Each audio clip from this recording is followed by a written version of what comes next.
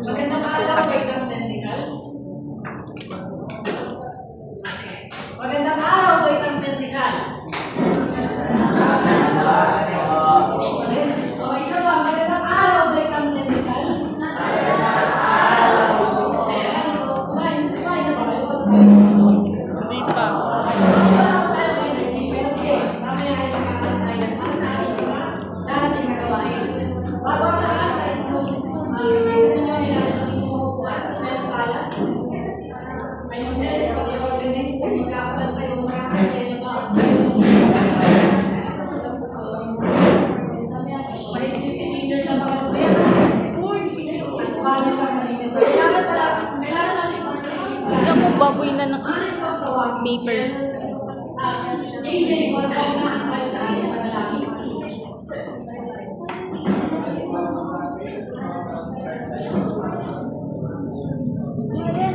Warren.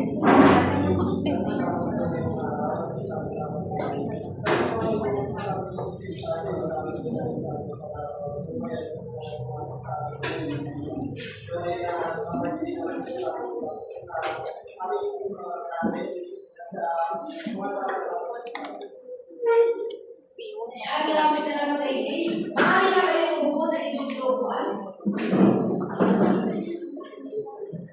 Ngayon naman, para sa ating mga lingkuhin, umupo ng maayos at manatiling malinis ang pwesto. At kaya nasabi ko kanina, si teacher ay naiipit pagdating sa mga anak. Kaya panatilihin natin malinis ang ating classroom.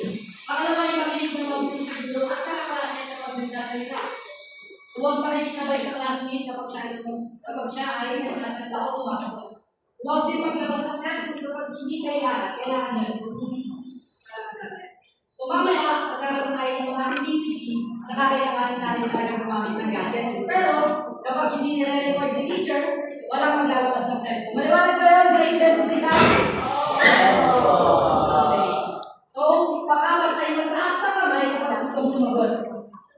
At ang panghuli, panatilihin ang pagrespeto at paggalang sa loob ng klase. Ito naman ang ating mga kalilimutin, ang ating mga layunin. Ayan, ngayon para sa ating paunang gawain, inanayahan ko about isa ng ating medical devices, ang inyong mga cellphone. Gamit ang QR code na aking ibibigay tayo. Nais kong balikan ninyo ang isang naging mahirap na karanasan ng inyong buhay kung saan naramdaman nyo ang pagmamahal ng Diyos. Okay, ulitin ko. Nais kong balikan ninyo. Sige, teacher. Teacher, dito na kayo yung nakalimutan.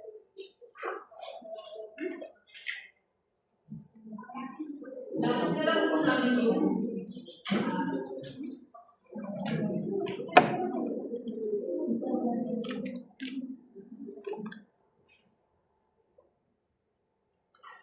Ayan, mas malinaw na ba? Okay, so, ngayon ay gamit ang QR code na ibibigay ng dulo, na ibibigay sa inyo, ay balikan ninyo ang isang naging mahirap na karanasan ninyo kung saan naramdaman ninyo ang pagmamahal ng Diyos. Tapos, guguhin kayo ng isang simbolo na nagdararawan sa karanasan ito. Naintindihan ba? Naintindihan ba, Grade 10 Rizal? Okay, so ngayon, gagawin niyo siya dito sa QR code link na naka-flash sa ating screen. Ang klase, ano man yung i-share or ipapakita sa atin ng ating mga kamag-aral ay alam naman natin na meron tayo iba't ibang talento. So, huwag natin inisgahan kung ano man yung kanilang simbolo na may i-drawing o may lalalawan. Okay, meron kayong 3 minuto para gawin ang gawain natin dito.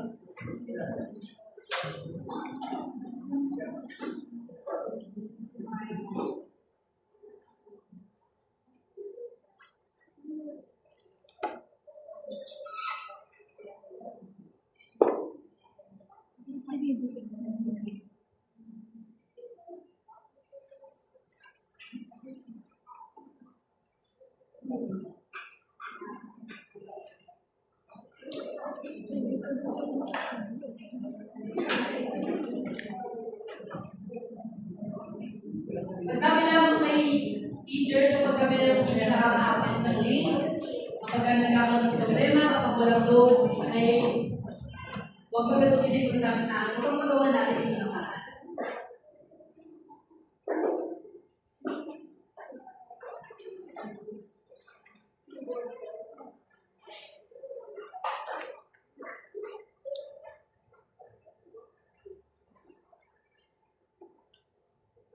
Meron na lang tayo muling 2 minuto.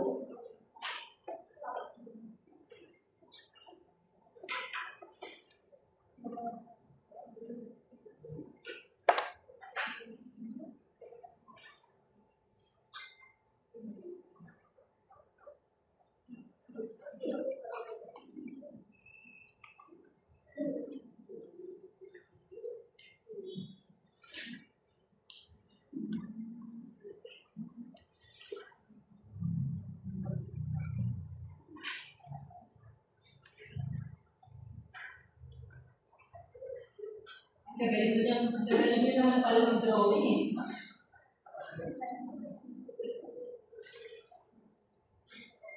Ayan. Huling 1 minuto at 30 segundo.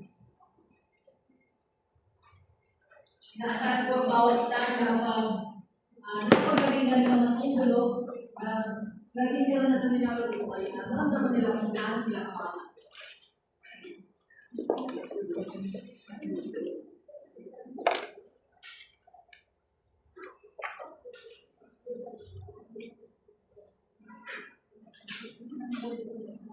Ayan, huling 1 minuto.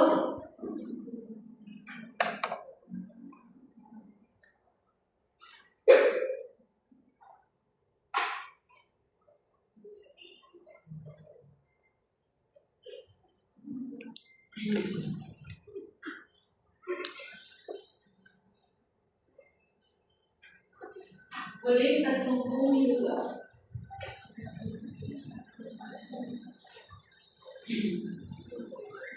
Segundo. Ay, dalawang segundo na lamang, so inaasahan ng bawat isa ay focus na sa kanilang ginagawa.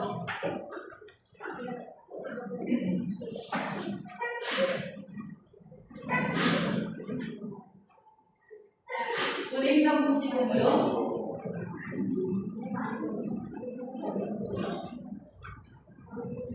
Ayan, time's up. Sige. So, nag-jump doon siya sa ating slide. Pero, malaki kasi yung whiteboard na to. So, ang ginawa niyo ay pinagsama-sama niyo yung isang drawing sa isang nilagay. So, pwede niyo siya kasi i-zoom out para doon kayo magkakita. Pero, ayan. Sige, ngayon naman, nice kong tawagan si Fergus. Fergus, ano yung inilalarawan ng iyong drawing na siya? Sige, tayo.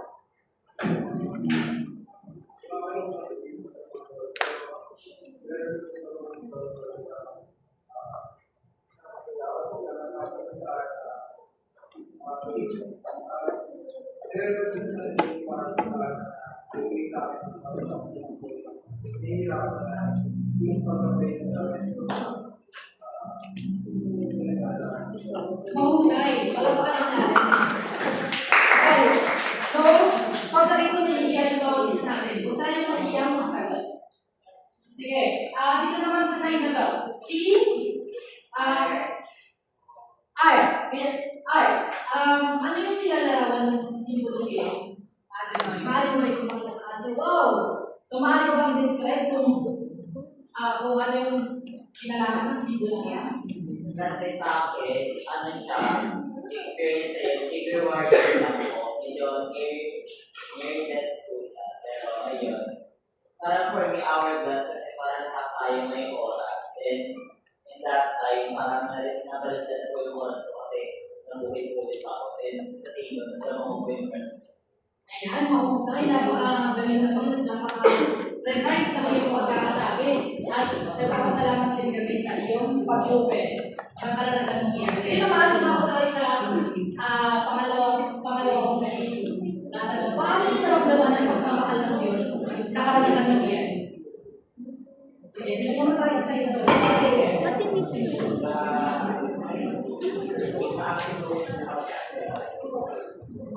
Paano kung naramdaman yung pagmamahal sa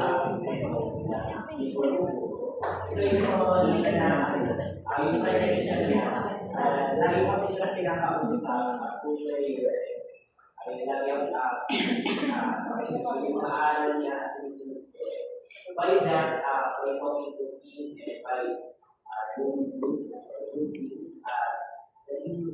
para tinulungan niya ako maging kaya na hindi natatang ako. Mahusay, JM. So, okay, ngayon naman. Teacher, ako din po, teacher. Akin po yung nakalagay na grade na 3.0. Masakit po siya, teacher, kasi hindi na po ako maglalawte. Ako rin po, teacher. Ako rin po. Akin din po. Okay, sige. Mapapalawak natin ang pakiramdam nyo na yan sa susunod, Ako sa rin. mga susunod na gagawin natin sa klase natin. Ngayon naman para sa akin ng katanungan ay sa nasulat yung simbolo na nakabase sa naging mahirap din yung karanasan, ano ngayon yung natutunan nyo dito? Sige, maaari ko bang tawagan si Angel. Ano yung natutunan mo sa karanasan na yung inulit na simbolo?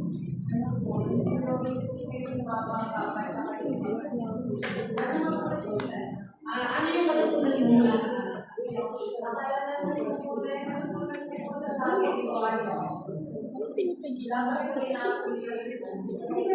Ano tibok? Tibok? Consistent tibok? Paano ko rin sa akin kung paano naging nakatulong ang iyong pamilya sa naging mahirap sa karanasan ng iyong buhay? Kung bakit siya, o sila, ang ginamit mong simbolo?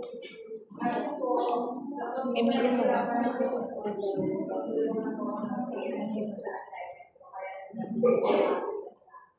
Ayan, para hindi ka maging David sila. Okay, sige. So, maraming salamat. Okay. So, ngayon naman, balikan natin ang ating ayan, balikan natin ang ating pangunahing gawain. Ngayon naman, kung kanina ay pinasulat ko kayo ng sumisimbolo ng naging mahirap din yung karanasan. Ngayon naman ay isipin natin sulat nyo naman yung mga tiyak na paraan. Tiyak na paraan kung paano mo mapapatibay ang iyong sarili kung kaya sa Diyos. Kagaya kanina, magbibigay ulit ako ng QR code at doon nyo isa-send o doon nyo ilalagay ang inyong mga sagot. Okay, naiintindihan na ba?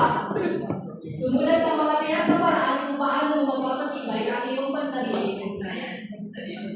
Okay, ito ang ating QR code. So, maaari ka naman na i-send na.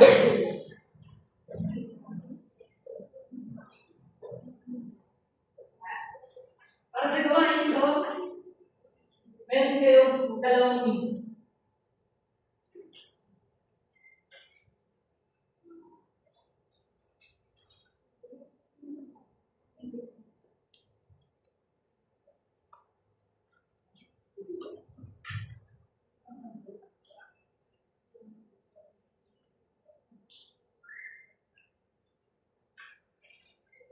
Walang limitasyon kung hanggang ilan mo pwede mong isulat. Hanggang nakakaisip ko yung parang kung paano nyo mapapatibay ang inyong pagkain sa Diyos, isulat nyo lang sa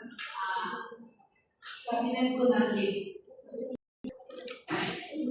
Pag mapagpasensya lamang tayo dahil website na yan ay nagtutuwa talaga siya ng oras bago siya post.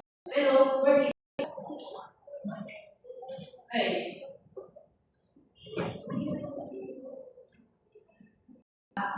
JM, kung nahihirapan, pwede mo sulat ka lang dito. Okay.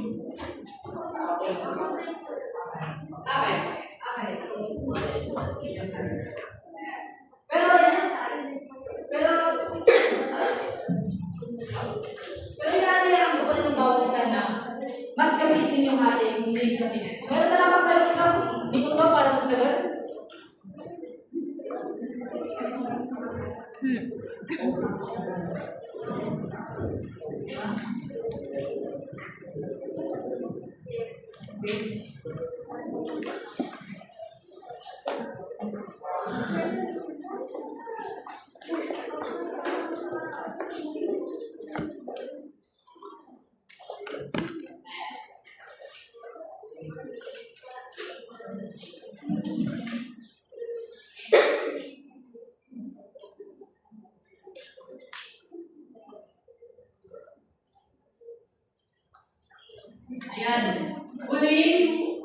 segundo.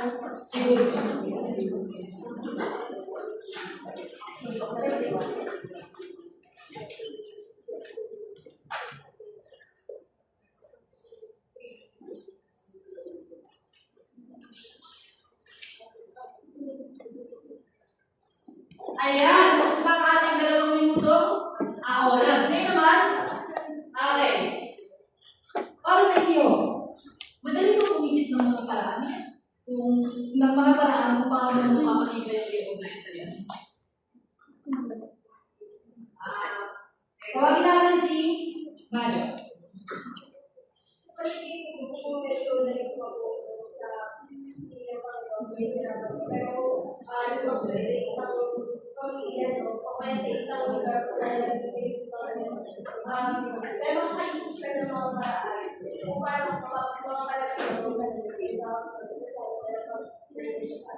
So, para sa iyo, madali ba?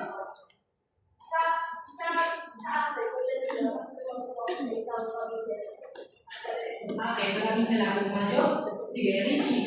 Sir, gusto ko lang makita yung sagot namin sa state. Walang problema. Okay. Ayan. Pinataway lang natin sa oras kanina. Kaya hindi na natin siya nakikita. Okay, ngayon naman. Okay, wala nang masusulat at wala nang lalagay ng mga paraan. Ngayon, okay. Ano yung nararamdaman nyo habang pinagninilayan yung mga paraan na magpapalapit o magpapalapitibay ng inyong buhay? Bakit ko tawagin si Philip? Ano yung nararamdaman mo? Ano yung nararamdaman mo habang pinagninilayan yung mga paraan? Mga paraan kung paano mo mapapalapit ang iyong sarili sa Diyos? Pwede ito ako sa kung sabi ba talaga ako sa Diyos. Tapos, may ginagawa ko sa sarili ko. Kung masasabi ko ba na ayos ako, Ano yung nararamdaman mo? siguro medyo masaya kasi tingin ko naman na oo, na susunod ko naman yung mga Ayan. Okay. So, ngayon naman. So, ano yung natutunan mo habang pinag-nilayan ng mga paraan? Sige, Maxi. Parang kung personally pa ako sa isang school, so parang wala pa ako nararamdaman. Ayan. Ano po kaya yun? Okay. Ang pagkakaroon ng ugnayan sa Diyos ay nagsisimbolo ng pagkakaroon ng direksyon sa buhay.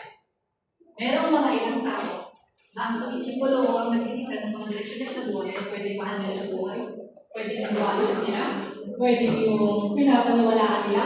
Maraming iba't ibang bagay. Ngayon, kung yung bakit ito ginagawa ng tao? Ginagawa ito ng tao kung magkaroon ng direksyon, magkaroon ng layunin, at maging makagawa ng mabuti sa tao. Ngayon, kung ang ugnayan sa Diyos ay hindi pa mali, o kung ano yung relasyon sa Diyos, or ugnayan mo sa Diyos ay hindi pa malibog sa'yo, ay guys, kung pag-nilayan mo yung mga bagay. Okay, ngayon naman ano yung matutunan mo habang pinag-nilayan mo yung mga karanasan mo ngayon? Ang mga paraan na yun, ano yung matutunan mo habang gumagawa ka kanina? Ano yung kanina reflection mo? Sige na, Alicia. Ano yung naging reflection mo natutunan sa mga karanasan na yun?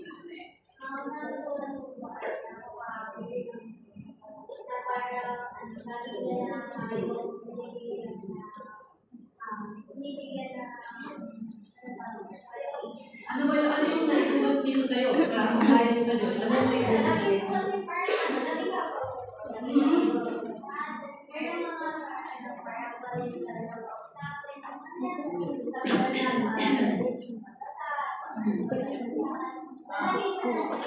laging nandyan. So, sa madaling salita, ang Diyos ay ano yung nagiging epekto ng ginawa mong iyon sa iyong relasyon sa Diyos? Ikaw ay napapaalapit.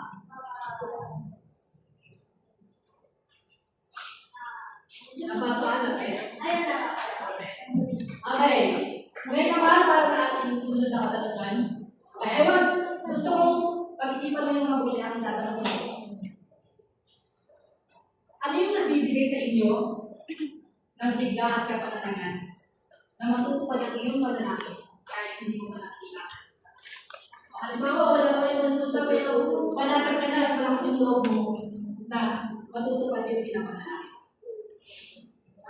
tawagin si Fergus. Ano yung nagbibigay sa'yo ng kapanatagan? Kapanatagan ang alas na alam mo sa sarili mo matutupad yung panalangin.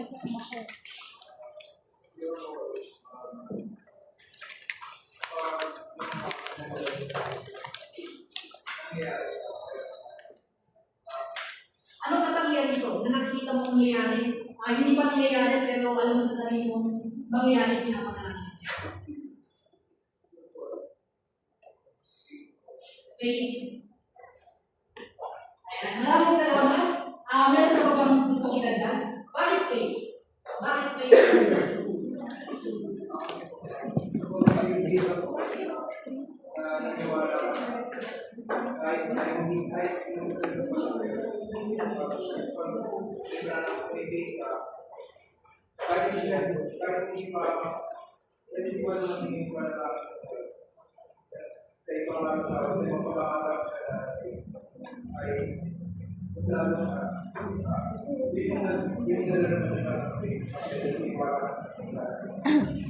Okay, maraming salamat, Fergus.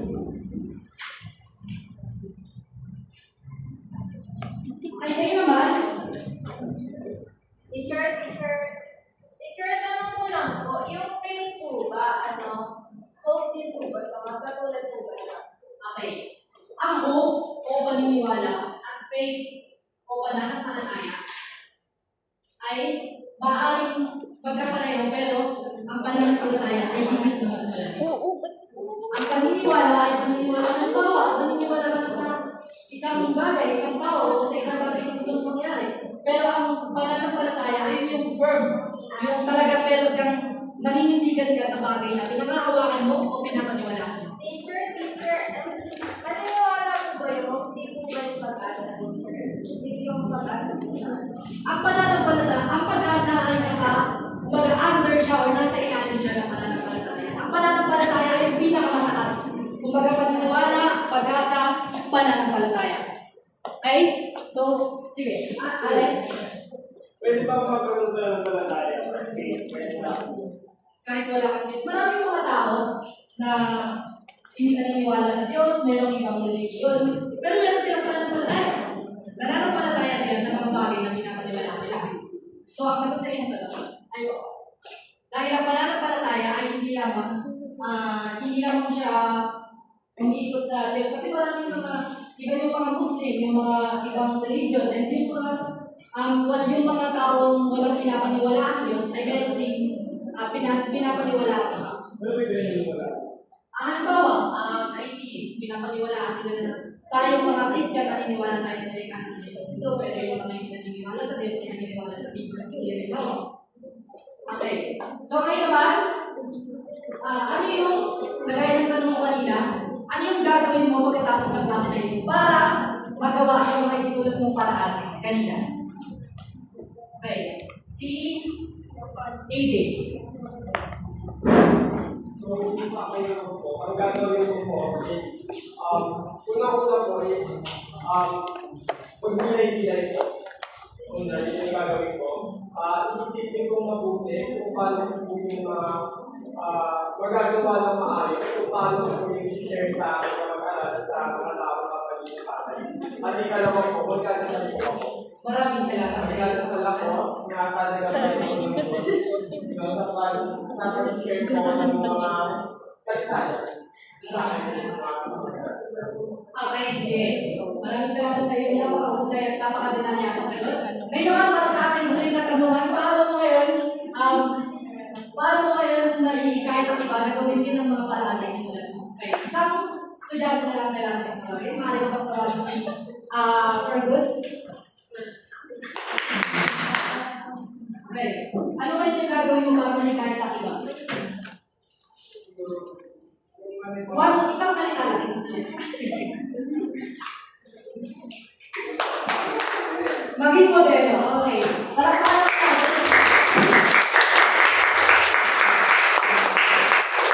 Ngayon para panawigin pa ang ating pag-aaral, ay naway marami kayong energy ngayon sa ating mga gawain. Ngayon panawigin natin ang ating kalakayan sa klase natin. Ayan, maraming salamat, Teacher Tan. So, ako naman ngayon, si Teacher Mark, ang magtatalakay sa inyo ng mga panlaliling ugnayan sa Diyos tungo sa makabuluhang buhay.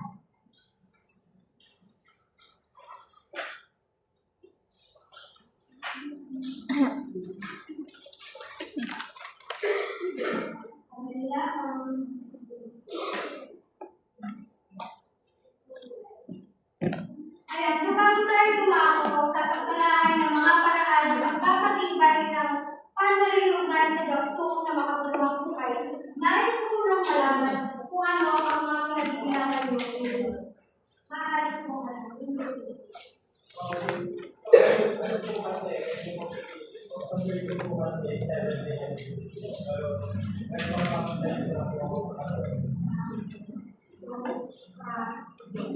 Maaari nyo pagdiwanan.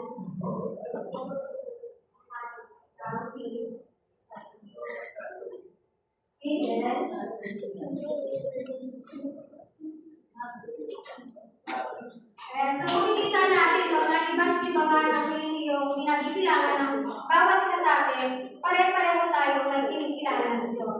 So ngayon, ang pagkakaroon ng matibay na ugnayan sa Diyos ay nagbibigay ng saysay at direksyon sa buhay ng isang tao. At may mga paraan para patibayin ang mga pananampalataya natin. So una, maghinay sa bukta ng isipan at ulitin ng bawat karanasan at sitwasyon sa buhay. So, sigurado ako na ang iba sa atin dito ay kapag may pinagdadaanan o may mga pagsubok o kahit yung mga tagumpay natin sa buhay ay lumalapit tayo sa Diyos. Maaari mo kayong magbigay ng halimbawa o sarili mong karanasan kung saan nararamdaman niyo or napagtibay na pananampalataya sa Diyos yung mga karanasan niyo. Meron mo kayong karanasan sa buhay na meron mo kayong naranasan sa mga buhay na napagtibay yung pananampalataya sa Diyos. Maaaring pagsubok o kahit tagumpay, get age. Nasa project ko and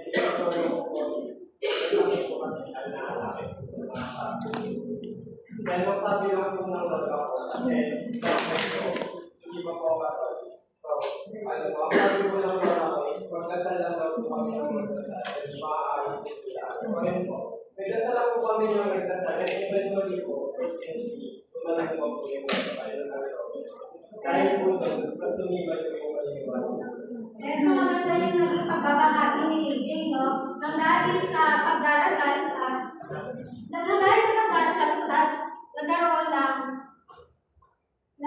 ng magandang resulta yun at gumaling yung lolo niya. Mayroon pa bang nais magbahagi?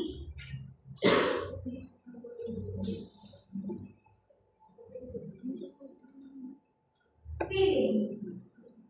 Para sa akin naman po, medyo pinag-itipan ko kasi ako sa buhay. Yung senior high school years ko, nag-pass out sa STEM kasi gusto ko sa pero pagdating ng 12th grade ko, kasi wala na yung sa interest. Kaya nagulong ko ay hindi na nagbabago sa akin. Tapos nakita ko yung teacher ko doon sa school na yun na sobrang ako. Kaya naisip ko na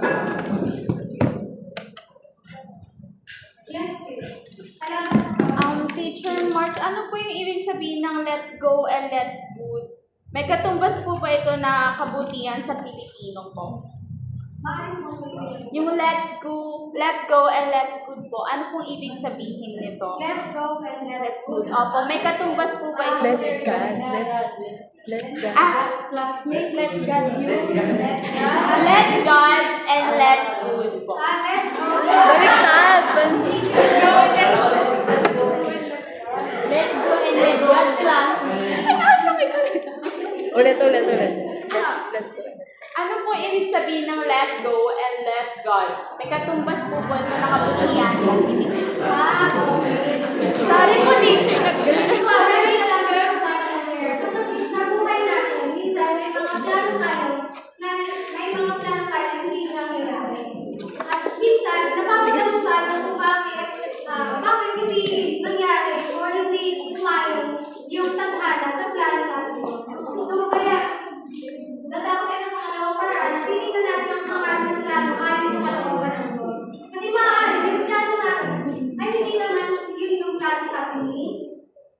Diyos. Diba? Kung sino man yung kinikilala natin Diyos, kung ginagisilaan natin Diyos. So, maaari i-let go yung lungkot, yung panghihinayang, kung paano yung plano, yung original na plano na meron tayo, at ipakabayan natin sa akin. Okay, so, para sa pangatlo,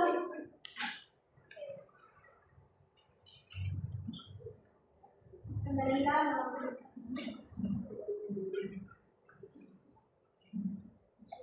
Teacher. Teacher, tanong ko lang po. Meron po ba sa Pilipino na katulad na famous or kasabihan po na nagpapakita ng relasyon ng Diyos at tao? Meron. Di ba? Pamilya pa kayo sa kasabihan ng mga Pilipino na tao ang nanagod ang awat at ang tao ang gawa. So, yun, maaari pa rin na lumalapit tayo sa Diyos, nanginginig tayo ng kanyang gabay, pero hindi tayo maaari na maging kalmati lamang ang hindi na tayo tinilog kasi dahil lang sa lumapit tayo sa Diyos. Siyempre, natakala yung awa, maaari sigurado niya kung ano man yung panalangin na meron tayo, pero dapat tinilog pa rin tayo bilang sa akin. So, pangatlo paraan ng pagkakatibay ng pananampalataya ay ang paglalaan ng oras upang makilala ang Diyos. So, sa mga pinagbibilangan ng reliyon, maaaring iba-iba ang paraan natin ng pagkilala sa Diyos. Yung iba, nagtitimba, iba, nagdarasal, ano pa? Mayroon pa ba kayong mga ibang paraan ng pagkilala o paglalaan ng oras? Yes, please. Service. Ay, pipili pa, nagka-service lahat sa timbahan. Ayan. Yun yung paraan na para mapalapit sa Diyos. Mayroon pa ba? Maraming salamat. Yung maaari din naman na kahit hindi tayo palagi pumunta sa simbahan, ay napapakita pa rin natin yung pananampalataya natin sa Diyos. Halimbawa, kapag hindi sa umaga, maaari ang iba sa atin dito ay nagdadasal or nagpapasalamat dahil nagkaroon tayo ng panibagong araw. Yes, Veronica? Teacher, meron ka po bang alam na kanta tungkol sa pananampalataya? Tungkol sa pananampalataya? Totoo yung mga si teacher. Meron po ba kayong alam? Sa Catholic po? Okay lang ba rin? May mga parta sa ibang bigyan sa Catholic mo?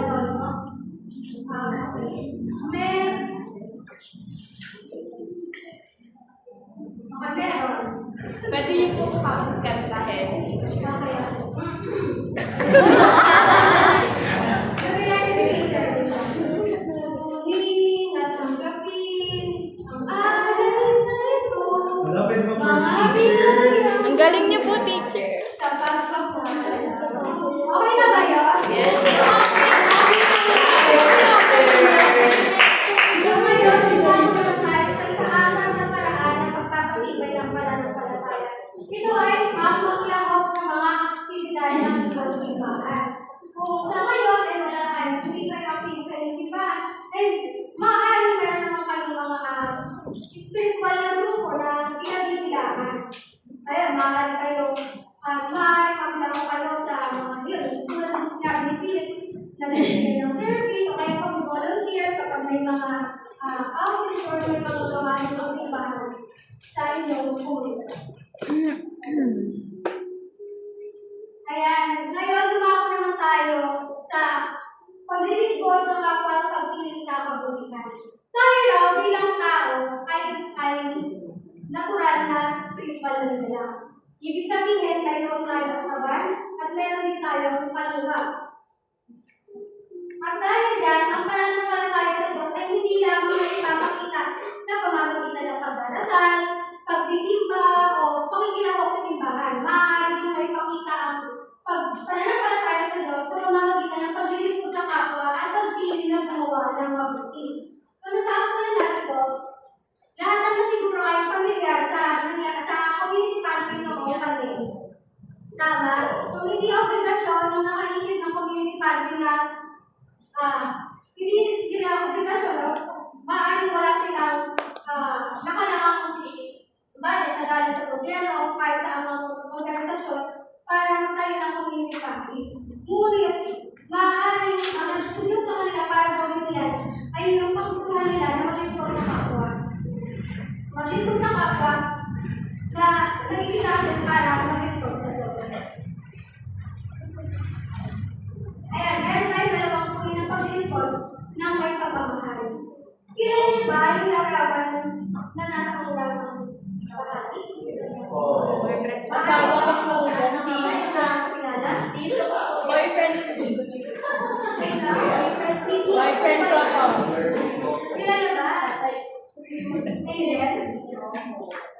Naliligo ko.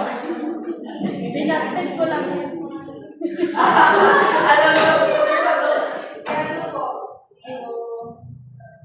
Kaya, magaling. Siya, hindi ko to.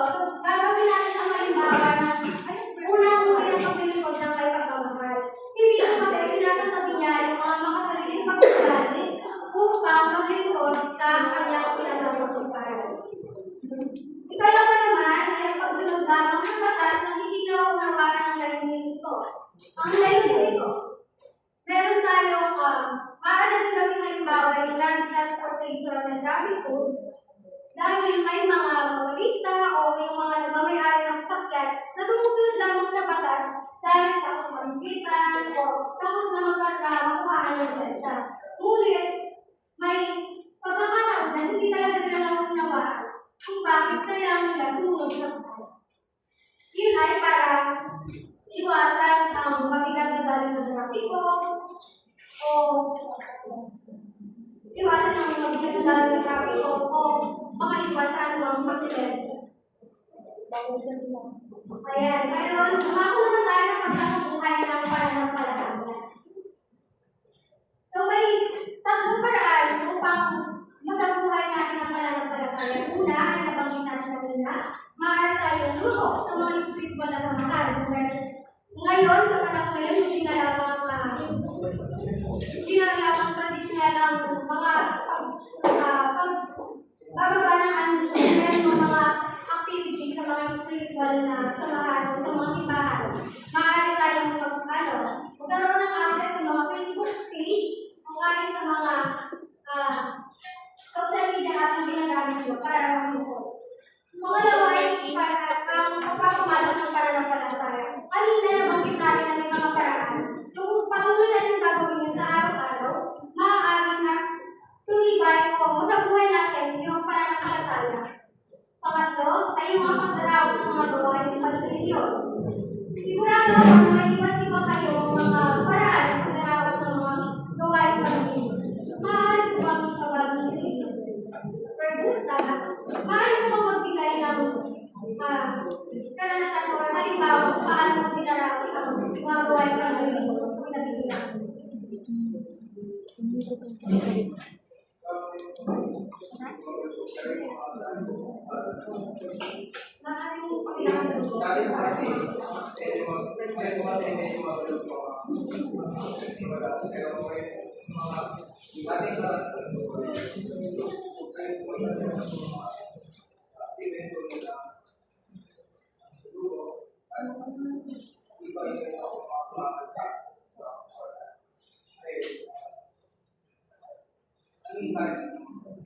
Maraming salamat, sir, sa pagbabahagi. So, makita natin ang activity first sa pagdaraw ng mga gawain ng religion. At ngayon naman, bilang paglalapat sa mga natalakay natin, magkakaroon tayo ng gawain. Diba? Paliwanag ni teacher ang gagawin. So, kayo, ang klase ay makakagit sa dalawa. Meron tayo gagawin pangmatang gawain. Manghihingi ako ng pinatawan sa bawat grupo para pumili ng sitwasyon kung saan mapapakita nyo ang pananampalataya. Pagkatapos makapili ng sitwasyon, maglilista kayo ng 3 konkretong paraan ng pagsasabuhay ng pananampalataya na tumutugon sa napili nyo. Ito ang unang pangkat, ito ang pangalawang pangkat.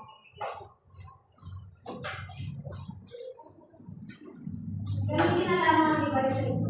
Makinig muna na marunong si-teacher bago kayo humingi sa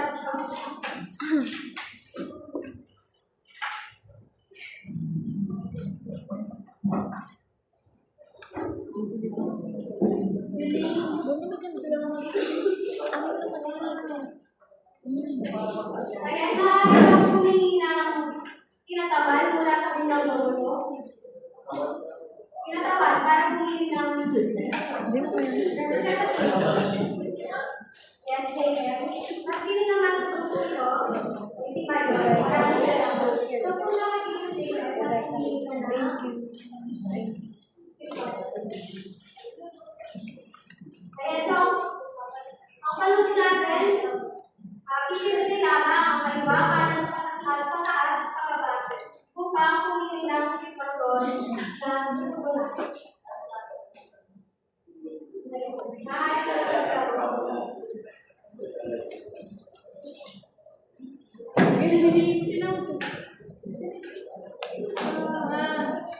Kaya ito, nakapili ng bumibili ang daming bato. Marami ng lanta ng bagyo, dami nabibilang ang barko.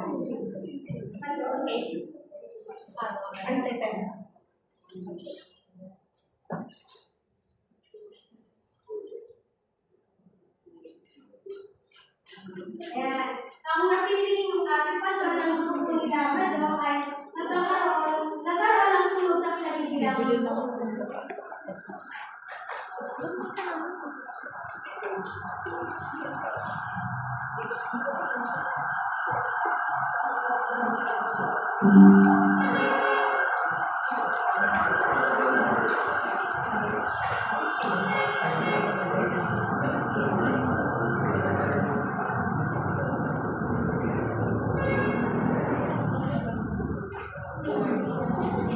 Maaari din ang pinunay ng gawain, ibigyan mo lang po.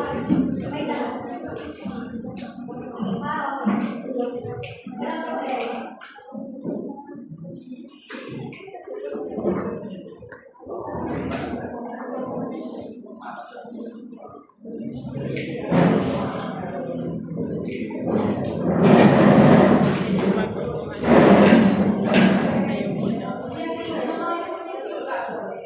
Ang gagawin niyo ay dahil nakapili na kayo ng sitwasyon, mag-release na kayo ng tatlong paraan para tugon at mag-release na kayo ng tatlong paraan ng pananampalataya tumutugon yung sitwasyon na napili. Maaari tumihin ng iyong kwan para malala kayo ibigyan ko lang kayo ng isang minuto para kabilang gawain.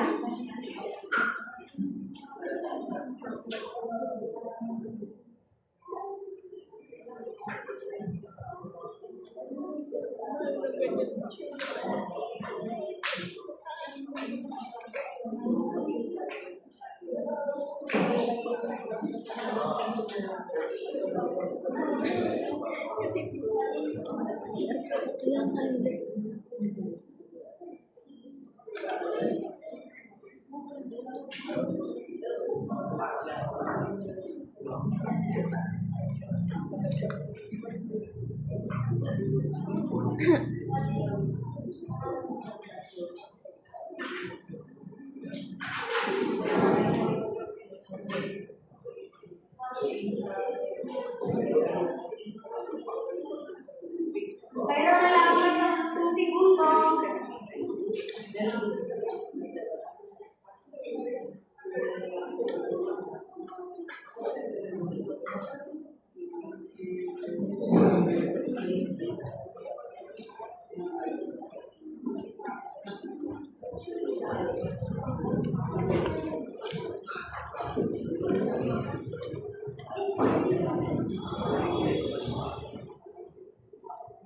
Ayan, tapos na ang oras. Maaari na kayo. Tapos na bang lahat? Sige, 10 segundo para tapos kayo na lang yung mga sagot.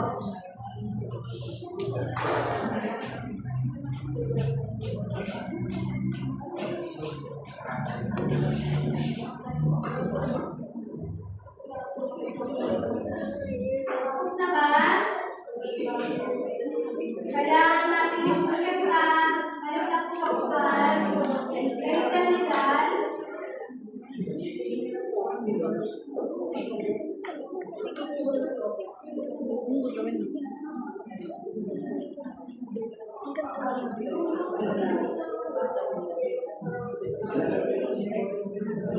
Balik na kaupan, isprekta nila. Ilang na rin mauna. Para isprekta tayo ng gawa.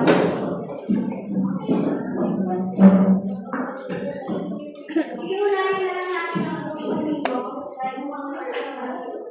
Hindi na ako magpapresenta ng ito.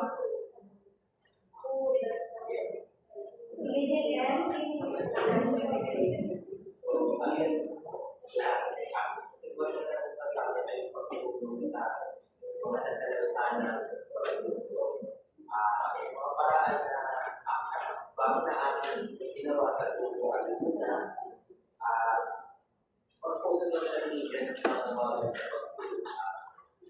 ayun na, ilang dapat isang tutulong dapat tumawag din tayo sa mga ibang tutulong na makakasama natin para mabigyan ng pagkain at pansamantala damit ko yung mga nasalata ng pagsulat.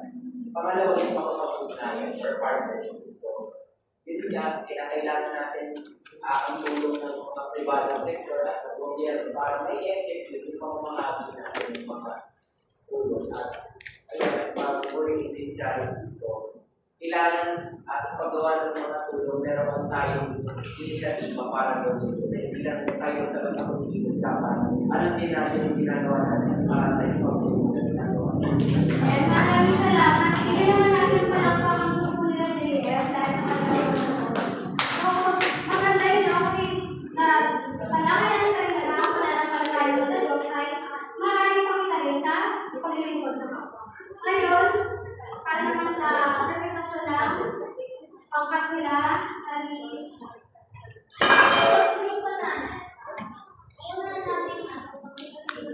Thank you.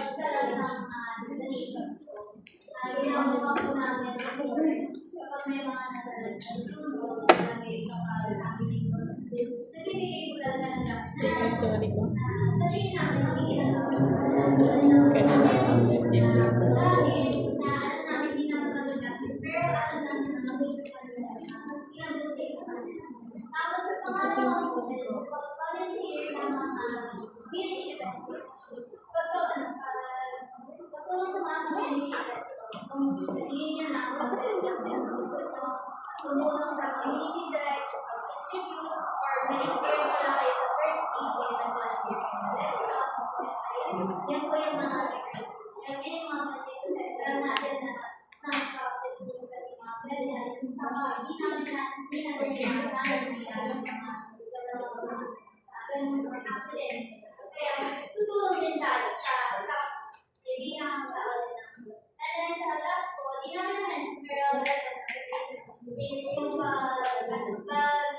pag-share at pagkalat ng mga information sa social media. Kasi feeling ko talaga may kapatihan sa social media after na i-post dun sa natin, sa community natin. Para mas magiging awareness ko. Meron na nangyayari. Pwede natin tumulong po sa kanila. Pwede natin gagawin. Maraming salamat sa inyong pagbabahay. Kapalakpakan na namin yung mga kanilitan. Mga kasunod na pinakalimutan sa ating para naman malaman natin kung mayroon maganda kayo sa tutuhan, magkakaroon tayo ng pagtutunan. Pabiyakan ang inyong mga tibay at pakinggan ang keyword.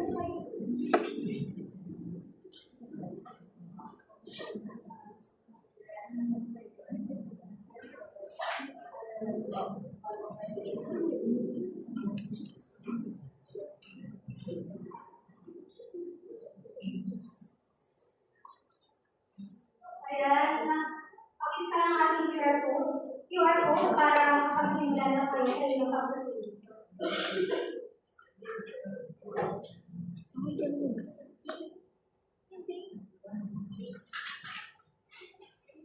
Na-accept na ba?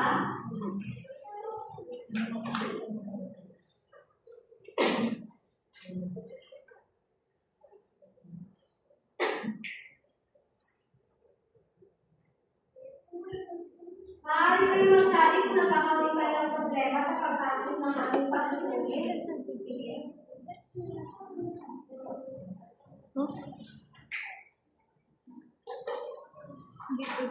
Right?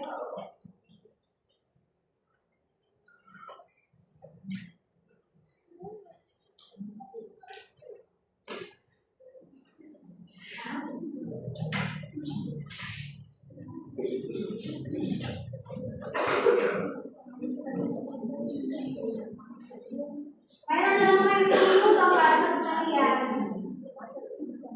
Habang nagsasagot, hindi kayo maaaring makipag-usap sa inyong mga kapatid.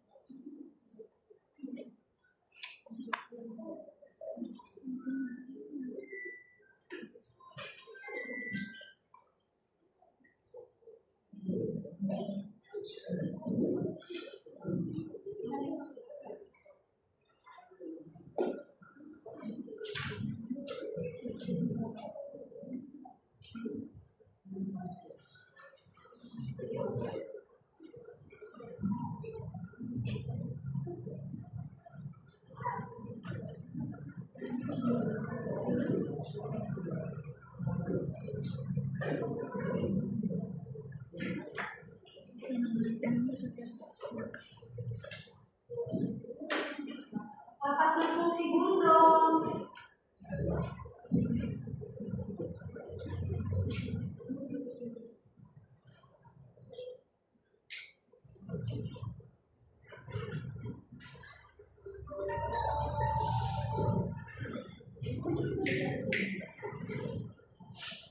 Pakipasa namin yung mga pag-uulit. Kalidad. Ayan, hindi naman marami ka lang natutunan klase. Parang naubos yung lakas natin. Ang marami ba tayo natutunan klase? Okay, ngayon naman para sa ating panghuling gawain. Para sa ating panghuling gawain, inaanayaan ko ang bawat isa na magsalita ng malakas na ko sa bawat pag-post ng video na aking pinay. So, naiintindihan na halimbawa, i-post ko yung video. Sabihin niyo yung salitang ko ng malakas. Naiintindihan ba? Klase? Okay, sige. Sa gitna ng katahimikan, patuloy na lumalakas. Sa bisa ng panalangin,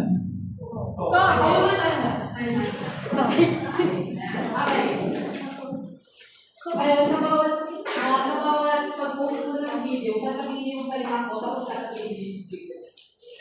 Okay. Sige, ulit.